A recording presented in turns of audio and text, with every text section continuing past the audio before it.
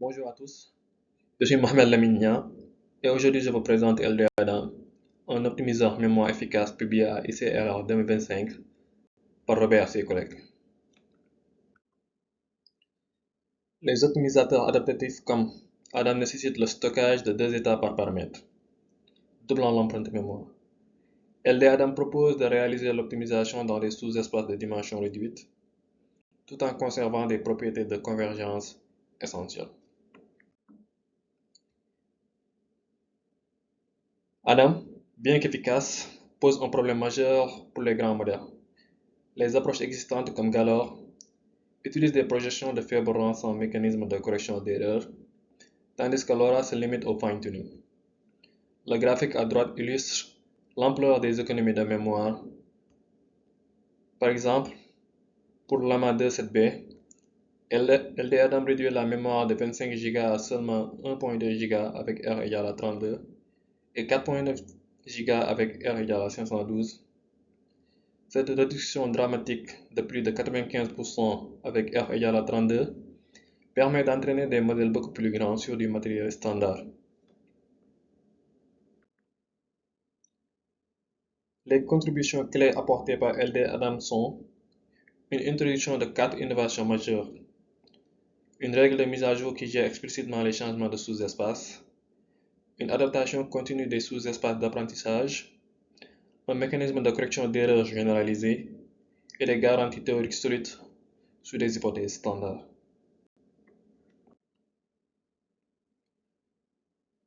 La première approche technique concerne le principe fondamental de LD Adam, qui est la compression des statistiques du gradient dans un sous-espace de rang R. Comme vous le voyez sur ce schéma, le processus commence à gauche avec le gradient G dans l'espace complet, qui est ensuite projeté dans un espace réduit de dimension R où les statistiques MT et VT sont maintenues et mises à jour. Les résultats sont ensuite ramenés à l'espace d'origine par backprojection pour mettre à jour les paramètres θ. Le défi principal réside dans l'évolution de ces sous-espaces entre les étapes d'optimisation et dans la nature anisotrope de Dan. LD Adam résout ce problème par une mise à jour intelligente des états de l'optimiseur lors des transitions entre sous-espaces, préservant ainsi l'information cruciale tout en réduisant considérablement l'empreinte mémoire. La seconde approche est la mise à jour adaptée aux projections, qui est le cœur de LD Adam. L'équation que vous voyez ci-dessous, avec mt moins 1 demi, transforme les statistiques du gradient entre sous-espaces via les matrices de transition UT transposé scalaire UT-1. Cette étape est cruciale car elle préserve l'information lorsque l'on change de sous-espace de projection. Le mécanisme de correction d'erreur représenté par l'équation epsilon t plus 1 joue un double rôle. Il capture l'information perdue lors de la projection du gradient et celle perdue lors de la transition des états de l'optimiseur. Sans cette correction, la performance se dégraderait rapidement avec des rangs faibles. Dans l'algorithme à droite, les parties en bleu représentent la vue analytique qui soutient les garanties théoriques, notamment on a la ligne 4 avec AT égale à epsilon t plus GT, le gradient T, montrant comment le buffer d'erreur est intégré au gradient. Ensuite, nous avons la ligne 7 où est définie formellement la contrainte de projection pour le choix de UT. Vient ensuite la ligne 13 où on introduit une normalisation de type AMS-grad qui garantit la convergence théorique. Et enfin, nous avons la ligne 16 où on formalise le calcul du buffer d'erreur epsilon t plus 1. Ces éléments théoriques sont essentiels pour assurer que l'algorithme converge malgré la compression, contrairement à Galore qui manque de telles garanties formelles. L'ensemble forme une approche cohérente qui allie efficacité pratique et solidité théorique. Les garanties théoriques de LD Adam sont que les fonctions non convexes lisses maintiennent le taux de convergence asymptotique d'AMS-grad avec un ralentissement limité à un facteur constant lié au rang R. Sous la condition de Polyak, le taux s'améliore à haut log de T sur T, contrairement à Galois.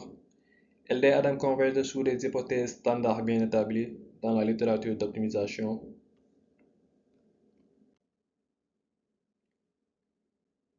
Voyons maintenant quelques résultats dans certains benchmarks comme GLU.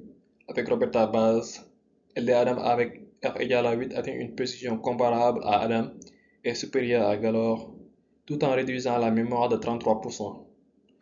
Notons que même sans correction d'erreur, LD-Adam surpasse Galois, démontrant l'importance de la règle de mise à jour adaptée aux projections. Le tableau 2 a été fait pour montrer les différents résultats. Sur GS M8K, avec Llama 2.7b, LD Adam avec R égale à 512 surpasse Adam en précision.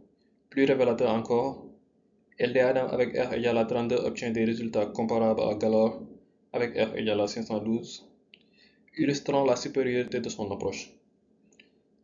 L'économie de mémoire est substantielle. Environ 36 Go contre 55 Go pour Adam, représentant une réduction de 35%. Le pré-entraînement sur C4 confirme l'efficacité de LDR.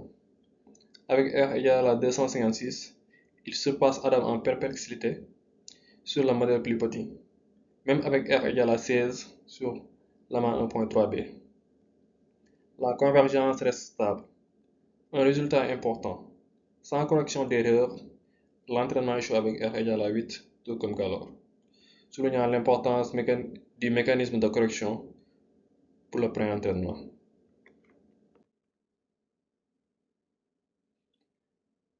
L'analyse de mémoire nous dévoile que l'analyse quantitative montre que pour une couche n fois m, LD Adam réduit l'empreinte mémoire de 2 fois n fois m éléments à n fois r plus 2 fois r fois m éléments. Pour Llama 2.7b, avec r égale à 32, cela représente une réduction de 44% sur le graphique de gauche. Nous observons que le jeton par seconde reste relativement stable jusqu'à R égale à 32, puis diminue progressivement avec des rangs plus faibles. Le graphique de droite montre clairement que la mémoire de pointe augmente avec le rang, mais reste significativement inférieure à celle d'Adam, qui est la ligne pointillée rouge, même avec des rangs élevés.